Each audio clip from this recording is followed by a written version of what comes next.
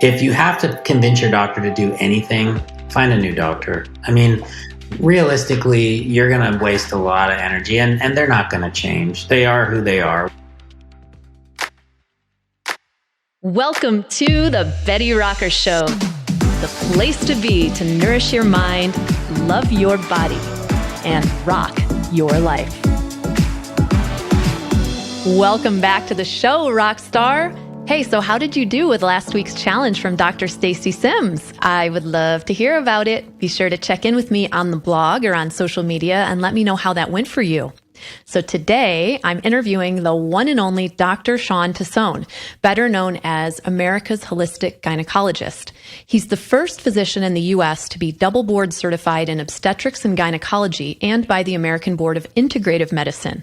He holds a medical degree in addition to a PhD in mind-body medicine, and he's a practicing OBGYN in Austin, Texas, who I personally worked with to remove a medical device that was causing me deep abdominal pain, and I also learned was causing inflammation, hormone disruption, and more. We'll be getting into the dangers of that device in the show. He's also a hormone specialist, an author, a speaker, a highly rated patient advocate, and the creator of the world's first integrative hormonal mapping system, which sounds pretty cool, right? It is. And his book, The Hormone Balance Bible, goes in depth on how you can use that information and gives tons of insights into how to balance your own hormones. In his 20 plus years of practice, Dr. Tassone has seen over 40,000 women, and he is determined to remove the myths surrounding women's health and believes that you should have an active role in your care. His work includes studies and publications on hormonal imbalances, spirituality and medical care, whole foods to heal the human body, and integrative medicine, as well as his wonderful book. I'm thrilled to welcome him to the show today. Hey, Shawn, it's so great to have you here. Welcome, welcome, welcome. Thanks for having me on. This is really exciting. Yes, it is so exciting to get to talk to you more because, of course, we've been working together quite a bit lately, and I'm so grateful for your just amazing care and support. And I just wish for every woman who I know in person and virtually to get to work with a doctor like yourself, if not you directly. Thank you. We all deserve to have that level of care and someone who listens. I think that's been like the biggest pain point that my audience has talked about over and over. I don't know why that is, but I think, I've had people ask you that question. If you could have a superpower, what would it be? And I always say listening. And granted, I'm a divorced human, so obviously I didn't listen to everybody, maybe, I don't know. But yeah, it's definitely, you can learn a lot from somebody just by listening. Well, it's so true. And I feel like in the medical space, it's not just that you listen, but it's that you know what to listen for because of your massive amount of education that you've gone after and the breadth and depth of the research that you do and the integrative approach you take. It's just so high level, I think. And I think we all want to be listened to by someone who can hear many different levels of what we're talking about. So I think that's very special. And I'm hoping you'll speak a little bit to the difference as we start the show between traditional and integrative medicine. So anyone who maybe isn't quite clear on that, what does that mean exactly? So there's a lot of words that get thrown around these days: integrative, functional, traditional. Traditional medicine to me is just somebody that went to a Western medical school, Western medical residency, kind of learned in that traditional Ivy Tower kind of system where we focus on disease, we focus on Cartesian methods like separating the separate units, separating the systems, cardiovascular, pulmonary, and separating them into different things.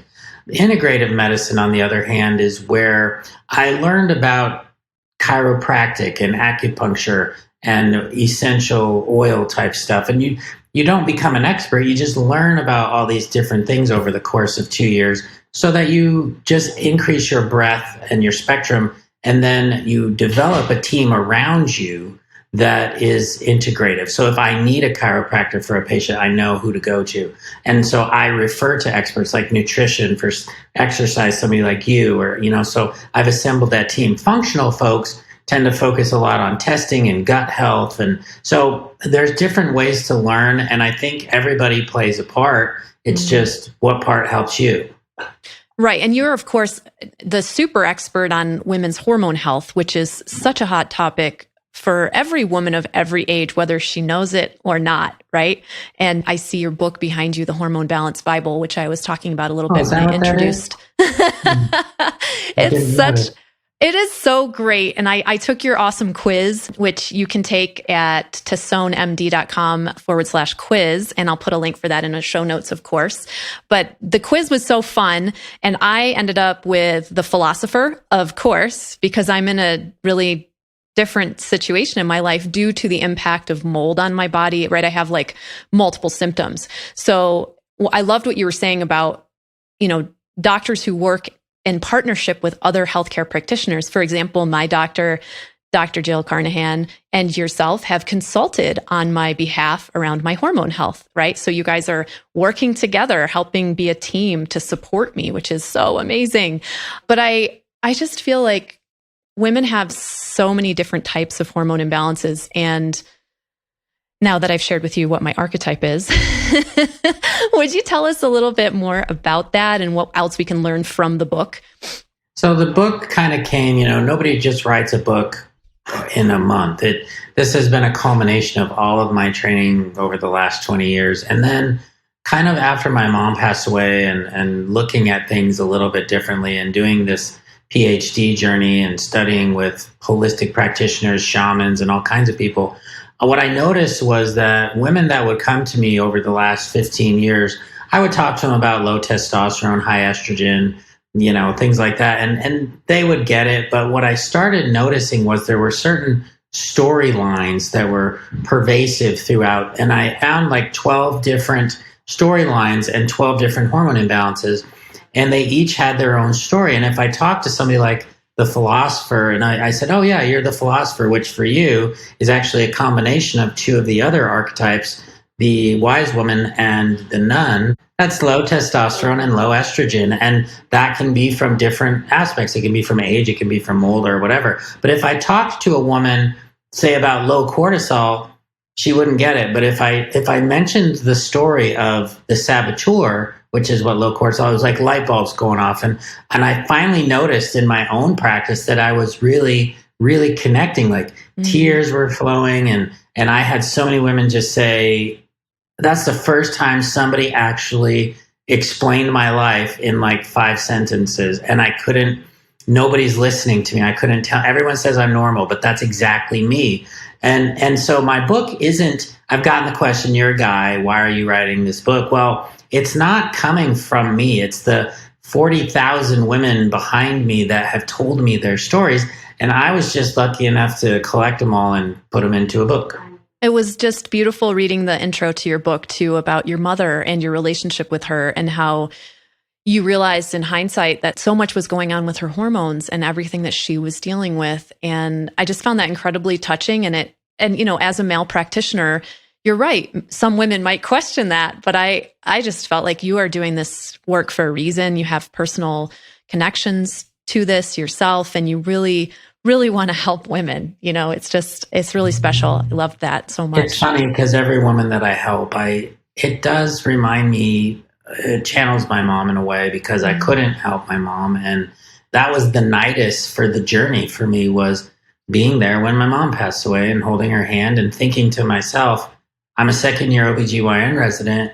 I know all about ovarian cancer, but what I couldn't help my mom do was live a better life after she was sick. I didn't have the knowledge base to help her with her joint pain and her hair loss and just feeling tingles and all these things. I just didn't know what to do. And so it took me a good 10 years, but this is now where I'm at. Yeah, that's very moving. And I think we all have a personal motivator. I just see you work tirelessly, not only with your patients, but with even the amazing women on your staff. You just care about them so much.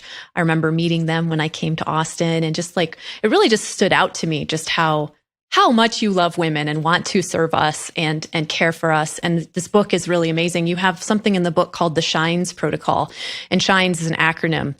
Can you tell us what it stands for? And you go in depth of how each archetype uses Shawns. It's so cool. The beautiful thing about the book, obviously I'm a little biased, it's not just like, oh, here's what I think the issue is. it's like, okay, here are some things you can use to fix it. And the nice thing is, only one of the 6 steps do you actually need a physician for. So 5 of those are self-care things. So SHINES is just an acronym for spiritual practice, hormones, which is what you need the doctor for, infoceuticals. A friend of ours, Harry Massey, has a company that talks about the energetic aspects of medicine, whether it's Reiki or acupuncture, and these energetic pathways. And the infoceutical part, I talk about different things like essential oils and different ways to help balance hormones. And then N is nutrition, E is exercise, and S is proper supplementation. And so out of those 6, some women might just try 1, they might try 3 or 4. And it's really nice because with the hormonal aspect, I call that the rocket ship. So I can fix things pretty quickly with hormones. The other pieces are kind of that long game, the getting to kind of know yourself long game. And then eventually, hopefully, once you get the long game set, I can wean you down off of the actual hormones. And you're speaking of bioidentical hormone therapy. Correct. Whenever I say hormones, I mean bioidentical hormones. Yeah, I know you do because I know you and read your book, but I wanted to clarify that for those listening because I think there's a lot of misconception out there around hormone replacement therapy. There are some ideas that it's not a great idea and that it's dangerous. I personally have been using it for the past year or so in a very controlled manner with a combination of different tests that I run are being run for me with blood, with the Dutch test, which is a urine test. I loved in your book that you went over all the different types of tests that you could get for your hormones and the pros and cons of all of them. That was so cool to read. And it made me feel even more confident in my care. But tell us a little bit more about bioidentical hormone therapy. So bioidentical hormones are just hormones that look exactly like your body's natural hormones. 20 years ago, we really didn't have that as an option. We had synthetic hormones, which look like estrogen, look like progesterone, but they don't fit the lock quite perfectly. So actually, they hit it harder. So they can stimulate receptors on cells even harder, like the breast tissue and things like that. So when it hits that, it can sometimes be like even 7 times harder with birth control pills than a bioidentical hormone. So you get stronger side effects. There are now many bioidenticals that you can have compounded, but there are also pharmaceutical bioidenticals that you can have prescribed just with patches and pills. And there's progesterone. The only hormone that we really don't have available other than compounding is testosterone. For some reason, the FDA, every time there's a bioidentical testosterone that comes to market, they shoot it down for women. We've got 10 for men, we've got none for women. Go figure. It's women very are interesting minimized.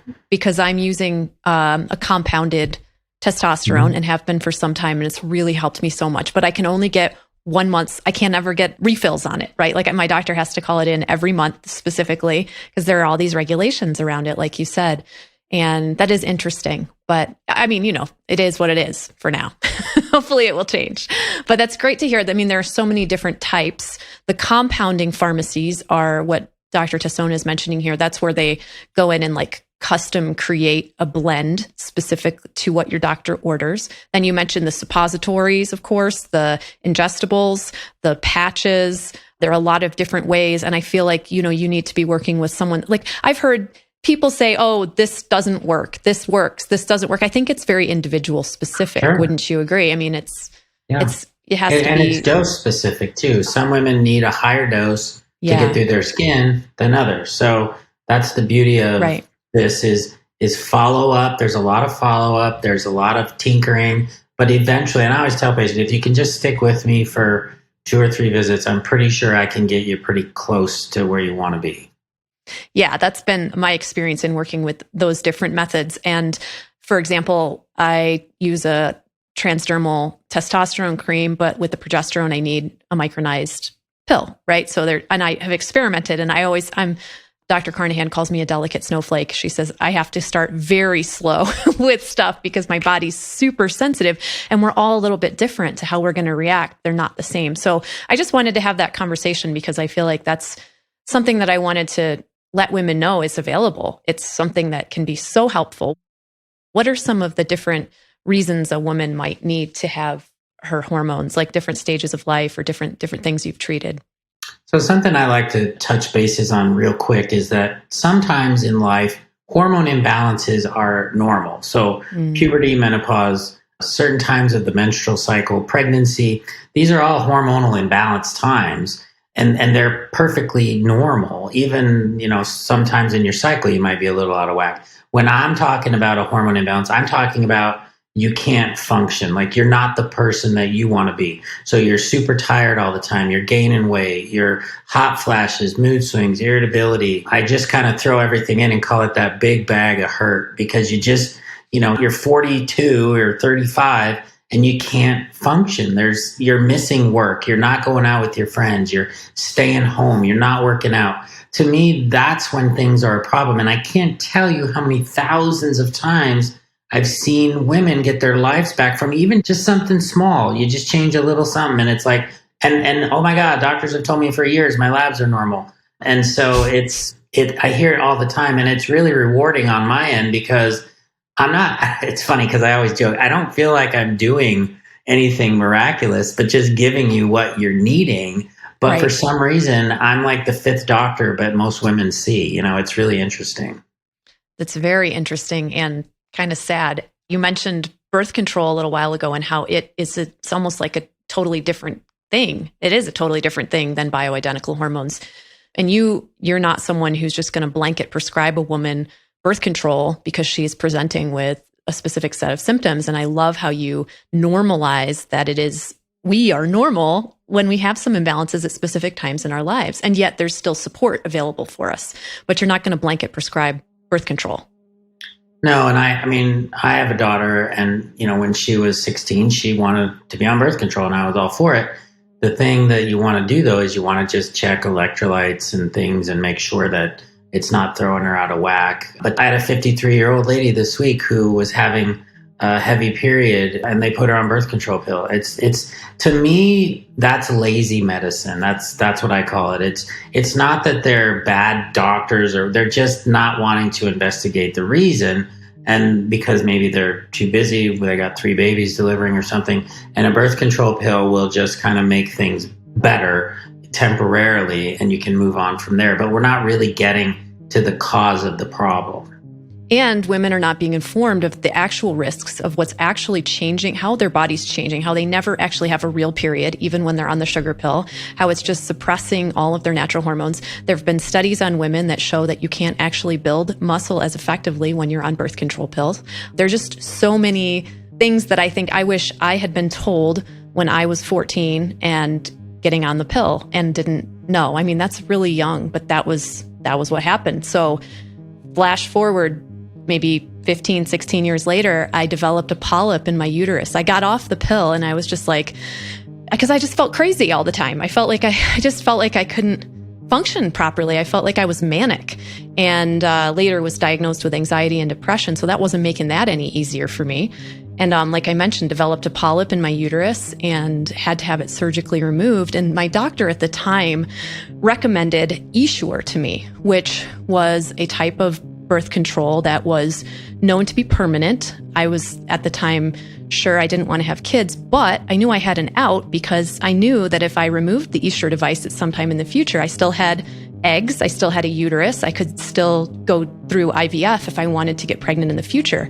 And she really recommended it. She said it was really safe. She said it was going to be just fine. And here we are now, 14 years later from that.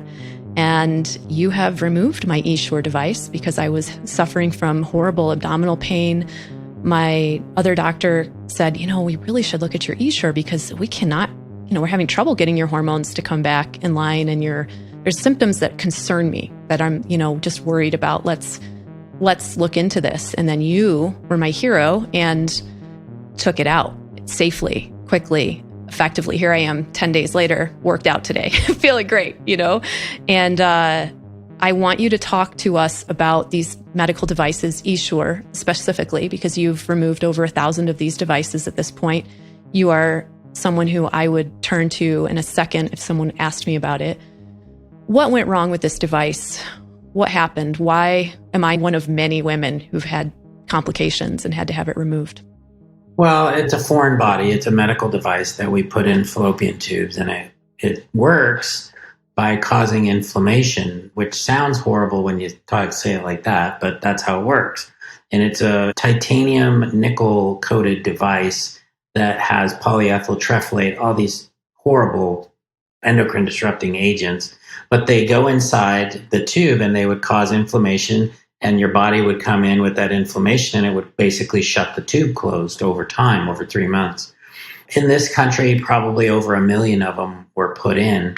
They came out in 2002. The pilot study was by a company called Conceptus. They were the ones that developed it.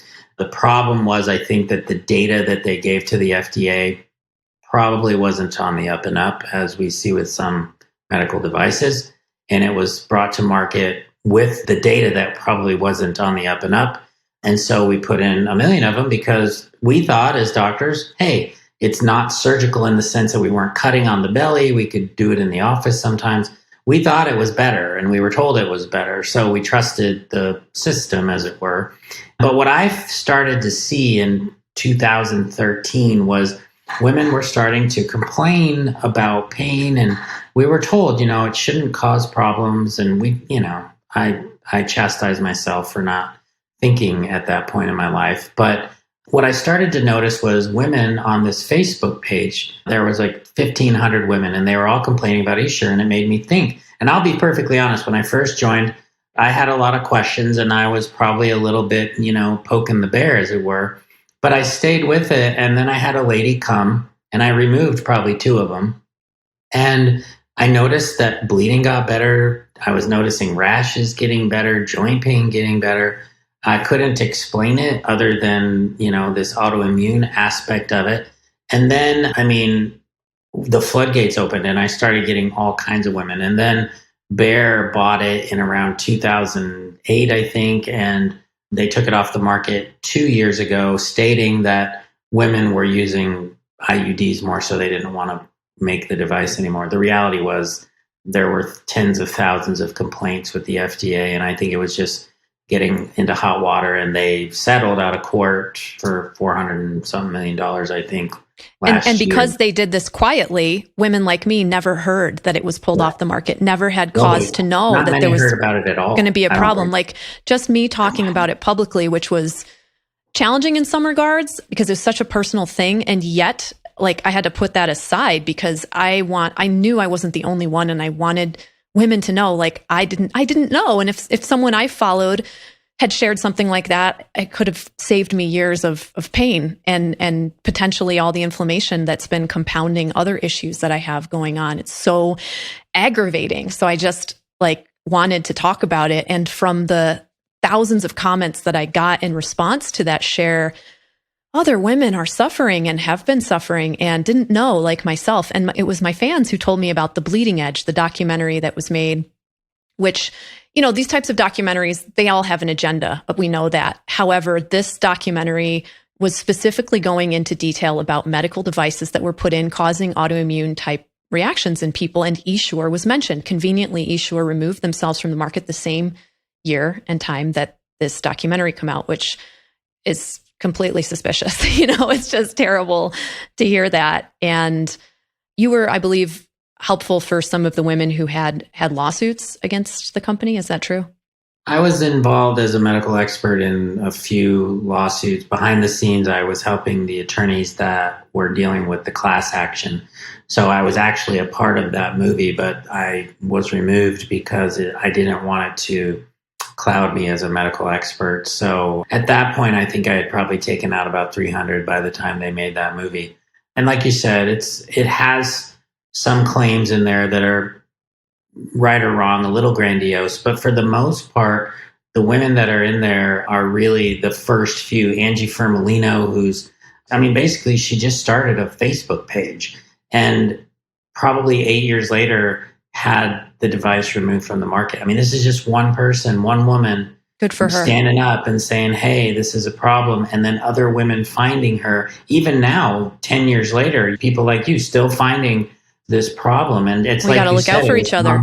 on the down low. And there aren't a lot of us out there that are removing them in what I would consider the right way. So I just saw a lady today that went to Mayo Clinic and had hers removed, and she still has pieces. So, she still has pieces. Okay, so yeah. wait, let's stop for a second, because before I came to you, I had an X-ray done, I had an ultrasound done, and I had other types of tests like blood work done. But the X-ray I could clearly see the device implanted, and that's what you wanted to see, because some of the horrible things that happen are the device breaks inside you, can cut into your organs. Obviously, there are these other autoimmune type issues that it can cause. The inflammation. I learned that I'm really super sensitive to nickel, and it was very high in my body. So that's something that's known in the industry as well. Lots of people have had knee implants removed because they're made of nickel IUDs, copper coated nickel. A lot of those types of metals are really dangerous. But back to how you are looking at the device and then how you do this procedure, you first have to see, just for anyone who's considering this or curious about this, you have to first get the X-ray, see where it is. If it's intact, Dr. Tassone or someone like him needs to look at that carefully and then assess whether or not you're a candidate for the fallopian tube removal or for a full hysterectomy, which is another potential thing that could happen, right? Yeah, the most women are offered a hysterectomy, and that's not wrong. It's because it will definitely remove the coils. It's just that some women are only given that as an option. And right. If your doctor only gives you that as an option because they don't know how to do the other method, that's fine, because we don't want them doing something they're not comfortable doing. But if you just want the tubes removed, first of all, anybody that wants the Essures removed, you should have an X-ray, because the X-ray tells two things. One, how many coils are in your body. I have seen 5 in one woman. Oh my gosh. I've seen 3 a lot. So you just want to make sure how many, and then where in your body are they? I've seen them by the liver. I've seen them over on the sides, so they can migrate. It's rare, but they can migrate. So that's a good start. If your doctor's not doing an X-ray, I don't know how they know what they're removing. The second would be the question I would ask them, if you're just doing the tubes, is are you going to do an X-ray in the OR to make sure before I wake up that all the pieces are gone? Because like you said, even when I do it, I've had 3 cases out of probably the 1,000 where I did the X-ray while she was still asleep, and a piece broke off while I was dissecting it out, and I had to go back in and get it. The lady that I just talked about at the Mayo Clinic, they actually did the X-ray, saw 2 pieces, and just told her they couldn't get them. And so she woke up with these 2 pieces, so now she's coming to see me. Oh, that's so awful. And, there are huge ramifications to having a full hysterectomy, especially if you don't have to. I mean, that's talk about hormone disruption early on. If you're not ready for that, you're not ready for it. More than the hormones, I think it's for me, because usually if the ovaries aren't disrupted, hormones should stay relatively similar. But if you have a 29-year-old, granted, she's had her tubes tied, mentally and physically, for her to have her uterus removed, to have a hysterectomy, can be quite life-changing, just the mental aspect of that. And you're removing a part of her body. It's like, if we don't have to do that, and you don't want me to do that, then I shouldn't do that. You know what I mean? But like I said, some women are only given that as an option, and that's only because their doctor wants to do what they think is the best, because they don't know the other method, which is fine. But if you don't want a hysterectomy, there are a few of us in this country that don't do hysterectomies on everybody. Some women, I think I had 3 ladies today, and all 3 of them want a hysterectomy. They're upper 40s, they're done having periods, their periods are painful, and that's a great option for them. And here's the thing, like, you're someone who's creating a plan with your client. You're not just telling them what to do. You might tell them this is your only option if that's truly their only option, but you're going to listen and give them as many options as you possibly can, and then work with them and fully educate them so that their desires can be met. I want to share something personal that happened during this process for me. I was really scared to do this, having a surgery where someone's going to cut into my stomach, and going in, the device was not, they didn't need to cut anything. They go in intravaginally. So part of it was really scary for me. I was scared to do it, even though I was working with someone great, and I'm sure I'm not alone in that.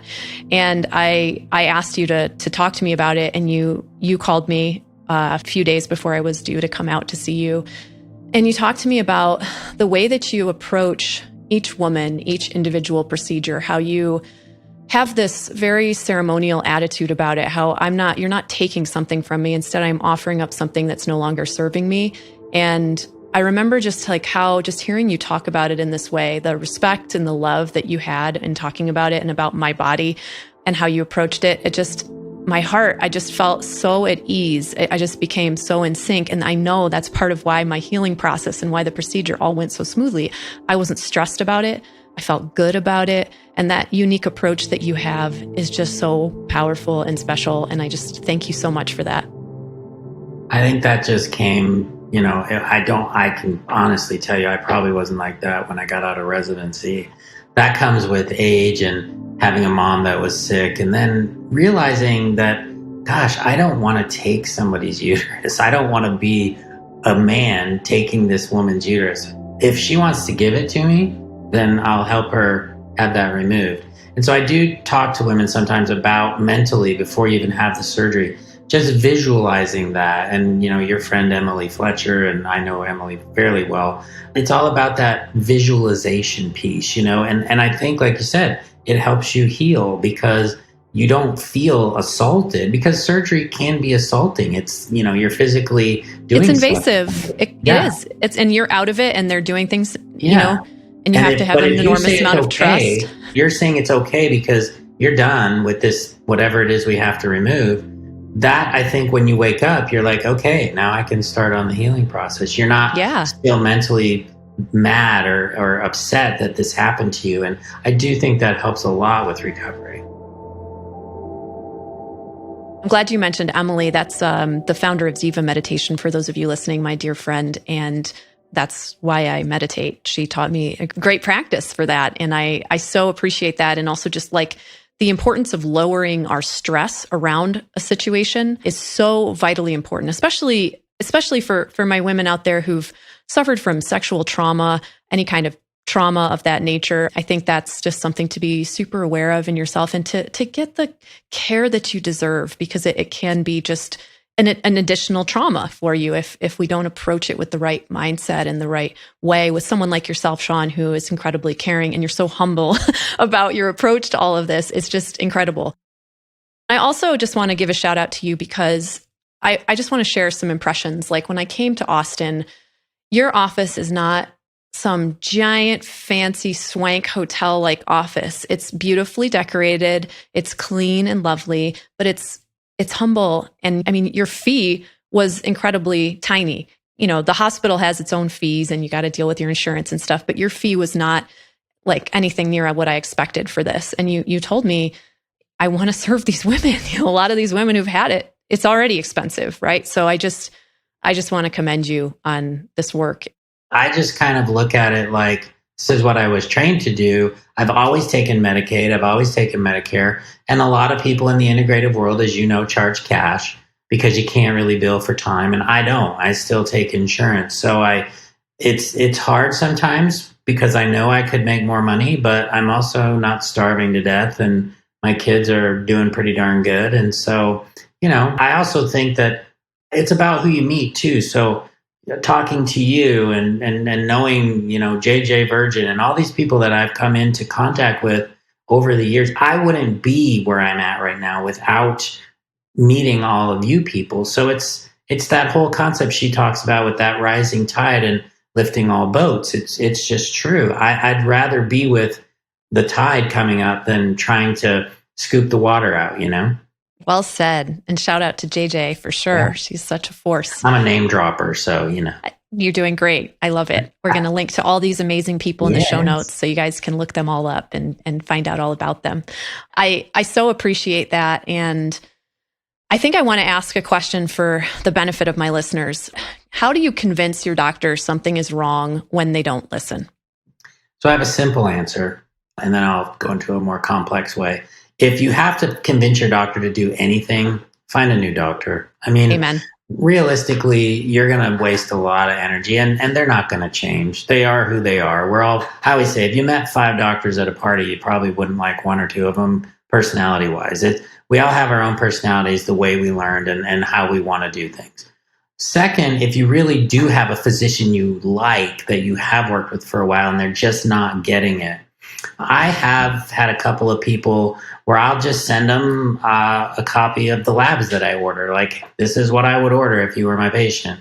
And they'll go and get those labs done. I've had other doctors like Jill where she sends me an email and say, hey, this is what she's on. That takes, I'll tell you what, honestly, that's one of the first times that's ever happened, because most doctors have that ego that they don't want to ask. And then I could be on the other end going, oh, well, I'm not going to tell her what I would do because that's my secret, whatever. But Jill and I really came up with a plan for you that was, and you are just thinking, oh my God, I got these two people that are taking care of me. That's the way it should be. And if you have to convince somebody, like a lot of women, well, they just want to get a thyroid lab checked and only will check TSH. So doctor's like, I'd only want to check a TSH. And they'll say, oh, your insurance doesn't, but it does pay for it. It's just, they just don't want to do it because they don't know how to read it, probably. Right. So, that's a big one I hear a lot. They don't. Somebody. If you just do some research, usually you'll find somebody. I think most women probably find me at midnight because they're awake, because insomnia is a hormone issue. And they're just like, oh my gosh, this guy's got good reviews and I'm just going to reach out to him and see what happens. Well, your social media is on fire, I have to say. I love all the great content you put out. Well, you and I have been following each other for ages, way before this ever happened. And I didn't even know that you were the guy to come to for my Essure. And then literally a week after Dr. Jill and I had been talking about that, and I'd already scheduled x-rays and everything, you posted something about Essure. And I was like, oh my gosh, my friend Shawn knows all about this. I am going to talk to him because that's just amazing. And his Instagram is Shawn Tassone MD, and I'm going to put links to all of his stuff. He's got a great website. That's where you can find the quiz, all the stuff. But I love all the different things that you've been putting out. They're super educational, really helpful. You do a lot of live streams with different interesting people. And I think you have a great network. And I have a sense of humor.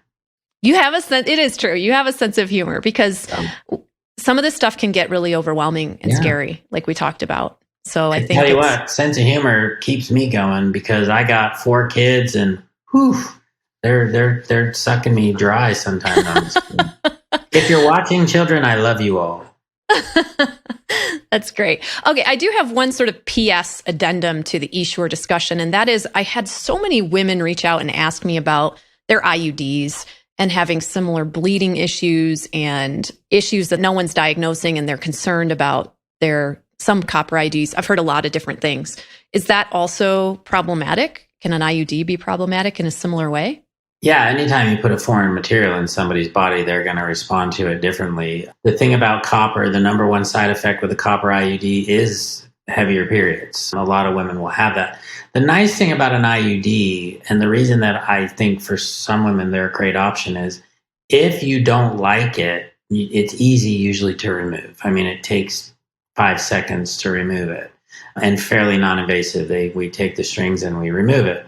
The problem with this Essure device is that it has to be removed surgically. Yeah. And I don't think that was necessarily presented. I mean, you probably knew that it was permanent, but had you known it was permanent and it caused all these problems, you probably never would have done it. No, and hindsight is 2020, of course. I mean, I really thought I could have other options in the future if I wanted to. I really did. And I still do have other options. You still do. And IUDs I don't diss on IUDs. And actually, interestingly, Pfizer makes most of the IUDs, and they were the ones that owned Essure. But I'm not against IUDs at all. I think for a lot of women, just like birth control pills, it's a free country. Well, sort of. Case specific to each woman. And you got to decide what's right for you. The beautiful thing with IUDs is that you can easily remove it. And there are more than one option for IUDs. Yes. There's the Mirena, there's the copper IUD, there's a lot of different types of birth. I think what we're getting at here is that obviously it's personal choice, but you should be able to make an informed choice. So I think we're raising some really important points today that can help women who are suffering from inexplicable symptoms, who maybe have had one of these types of devices in their bodies, that they can have some more information. Because again, with Essure, not every single woman is going to have a potential issue. one thing I'll share that with you that was really fun, Dr. Jill, she has this analogy about our immune response and how it's like a bucket and how, you pile in all these things throughout the course of your life. And what you want is margin in the bucket so that you can always mitigate and manage your symptoms. And if you get too much stuff going on, the bucket overflows. And that's when you start to really have serious issues. And we felt that that was kind of like, I probably had issues for years with the Essure and didn't know because I had a super strong immune system. I was the most healthy person I could be. But it wasn't until there was the compounding issues with the mold and other exposures that I just couldn't keep up. My immune system and my whole body just could not keep up with it. So it is not always simple. It can be complex. And it's taken me a couple of years to get to the bottom of most of what I know about right now.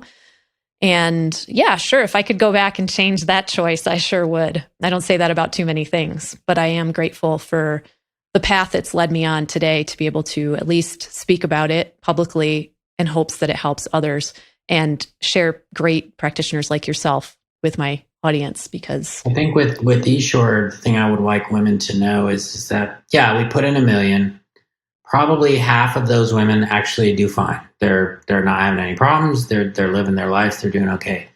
Probably 30% are having some pretty big issues and they're trying to get them removed. And 20% are where you were. They're having issues, but they don't know there's a connection. And right.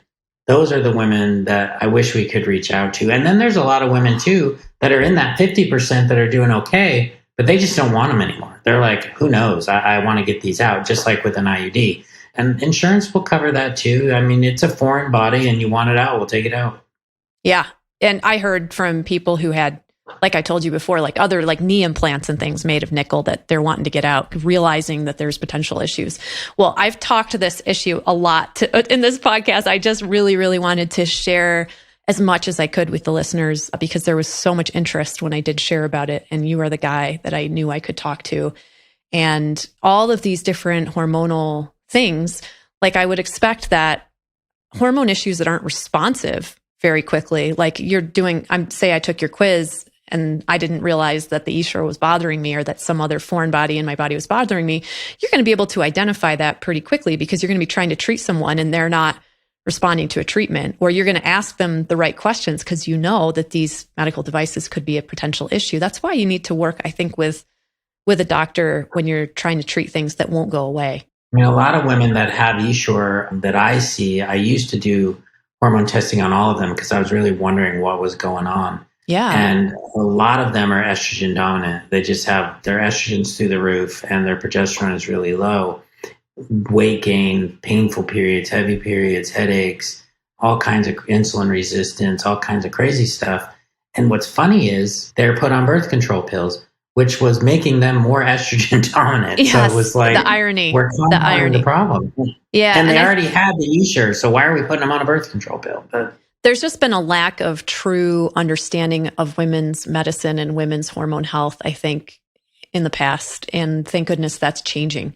And there are people out there helping to navigate this road of these many different places that we as women can go. We are complex beings. We need someone who's not afraid to wade in there on an individual basis and figure it out with us. And I think doing that with some humor and some real depth of understanding and care is what's needed. So you've set a high bar, and I appreciate that. And now I want to leave our listeners with a challenge for them to do for next week. And I know that you did a really fun challenge, and I hope you'll share it with us.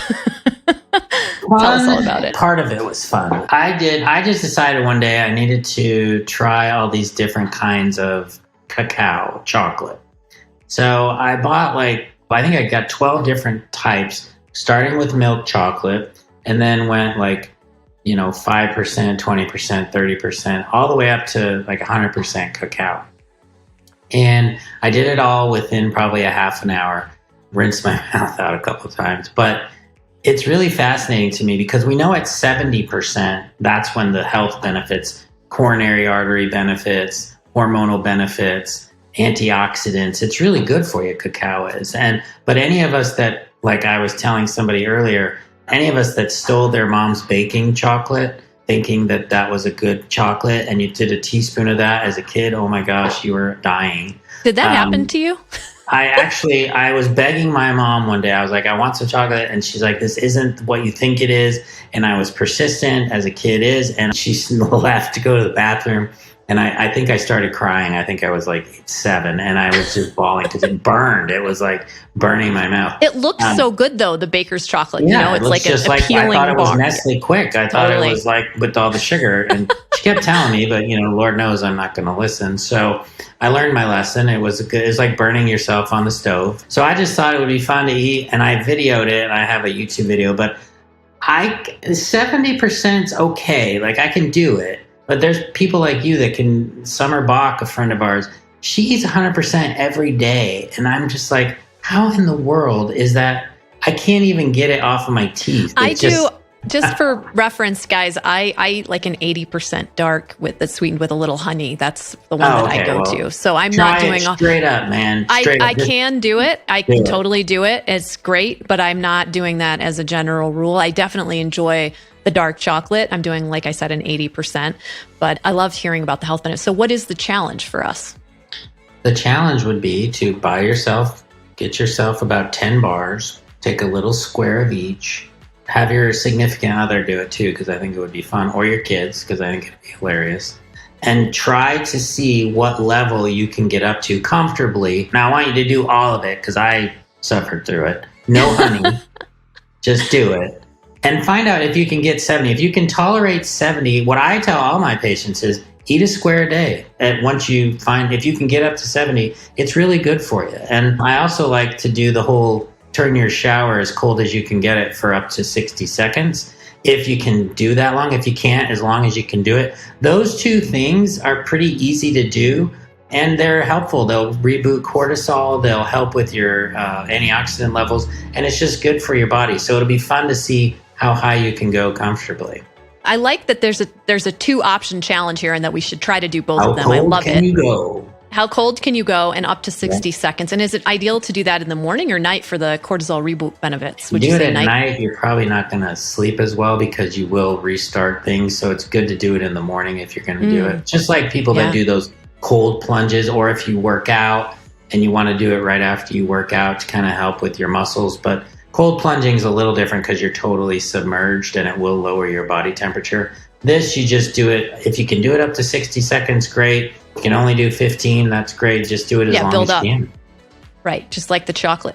I like it. This is one of my favorite challenges because you're like telling us to eat chocolate. Go out and buy 10 bars of chocolate. That's your challenge today, right? Don't start with 100% because you probably won't eat the rest. But yeah, just work your way up. And see what you can do. Yeah, that's so cool. Thanks. I like these gradients. It's very nice working with our body. All or something, right? Not all or nothing. Yeah, that's how hormones are. It's not all or nothing. It's getting you into a zone, and you're comfortable at different levels than the lady next to you. So you can do 80%. I'm probably going to stop around 60% because I can't do it any higher. But yeah, you do you. Right. We don't need to have a competition about it. We just want to challenge ourselves, which I love. That's so cool. Oh, Shawn, thanks so much for coming on and being a wonderful, wonderful guest. So appreciate it. You're very welcome. And thank you so much for listening today. I look forward to hearing from you. You can leave a comment on the show notes page on thebettyrocker.com/podcast, where you can also get links to everything we talked about in the show and links to Dr. Tassone's resources as well. Coming up in our next episode, I'm talking to my friend, Coach Natalie Jill, better known by her social media moniker, Natalie Jill Fitness. She's a fat loss expert turned high performance coach who is changing conversations around age, potential, and possibility. She has well over 3 million social media followers worldwide, 2 best-selling books, a top-ranked podcast, and recognition from Forbes and Greatest several years running as one of the top health and wellness influencers in the world. I'm looking forward to sharing this great conversation with you coming up next. Until then, I'm Betty Rocker, and you are so awesome and amazing. I'll talk to you again real soon. This podcast is for information purposes only. Statements and views expressed on this podcast are not medical advice. This podcast, including Brie Argetsinger, Betty Rocker Inc., and the producers disclaim responsibility for any possible adverse effects from the use of information contained herein. Opinions of guests are their own, and this podcast does not endorse or accept responsibility for statements made by guests. This podcast does not make any representations or warranties about guest qualifications or credibility. Individuals on this podcast may have a direct or indirect financial interest in products or services referred to herein. Before starting a new exercise, fitness, or health protocol, or if you think you have a medical problem, always consult a licensed physician.